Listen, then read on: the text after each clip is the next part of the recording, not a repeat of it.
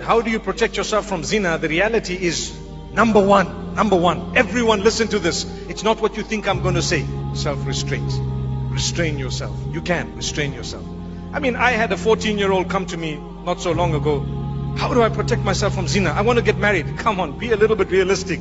You got to protect yourself. You restrain yourself. Sabr. Come on, your day will come. When we were young, we also used to look at the opposite sex sometimes and think, when will I ever get married? Today, mashallah, we've got children of our own, mashallah. I'm sitting on about 8 children by the will of Allah. So, subhanallah, to be honest with you, you have to protect yourself. That's what sabr is all about. The reward you're going to get is for abstaining from prohibition. That's the reward. So not only your salah and your zakah, that's doing good deeds, but abstaining from bad is also a reward. So here's your opportunity, stay back. However, the hadith speaks about fasting. So you will fast. Fast every Monday and Thursday, fast 3 times a month. This will help you. Concentrate, have good company.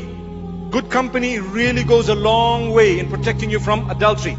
So what we need to do, subhanallah, is protect ourselves, have good company, read a lot of the Quran, go into lessons, try and expand your religious learning. Watch out how you use your phone. How you use your phone. I want to tell you something sad. Many of us feel we're in love with someone because of the phone. But the person in real life, I've come across so many who've got married as a result. A few have been happy, but a lot say, it's not who I thought it was. You know why? Today, like you have Photoshop, you also have akhlaq shop, which means somehow their akhlaq is shopped. You think that they're really amazing, and when you live with them, they ignore you. They're on the phone with someone else. And you start thinking, so don't be deceived by the phone. You know, when someone says, I love you, wallahi, so many of them are just saying it because it's just like saying, hello, hi, how are you? And you know what I love you means sometimes nowadays? I want to use you. That's what it means. I promise you it means that. Have you seen what I've said once, some time back on Twitter? I said, if people can say lol without laughing, they can say I love you without loving. And I think a lot of people caught on that. But I want to add something else today and tell you, a lot of the people say I love you and actually mean, without you knowing, I just want to use you. And because women are generally, emotionally, they get more attached. It's sometimes the youth, the young men who are abusing this attachment. So be careful. Abstain, be strict on yourself. You fast, you have good company, and you try and engage in more acts of worship. Go out and become a volunteer. Help here, help there. And subhanallah, when the time is right, then you start opening your eyes. And I have one statement for a lot of the brothers and sisters who are not married.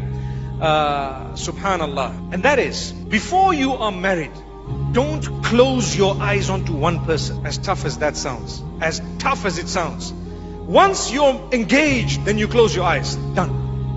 Because maybe Allah doesn't want you to marry the person because they are bad, horrible. Or maybe Allah doesn't want it because something might go wrong with the children the couple will have and you don't know. So maybe Allah is keeping you apart. I'm not saying don't try. You try. You speak to your parents. You convince them. You can even change your wilaya if you want. You know what that means? This is my wali. He's my father. I will go to the panel of scholars and tell them my father is blocking my marriage without any reason. So I want to marry without my dad. And if you qualify for that, you can actually shift that wilaya to a wali will be someone else. Who will it be? That panel of scholars in an Islamic country, you'd have the qadi or someone who would represent you as a wali.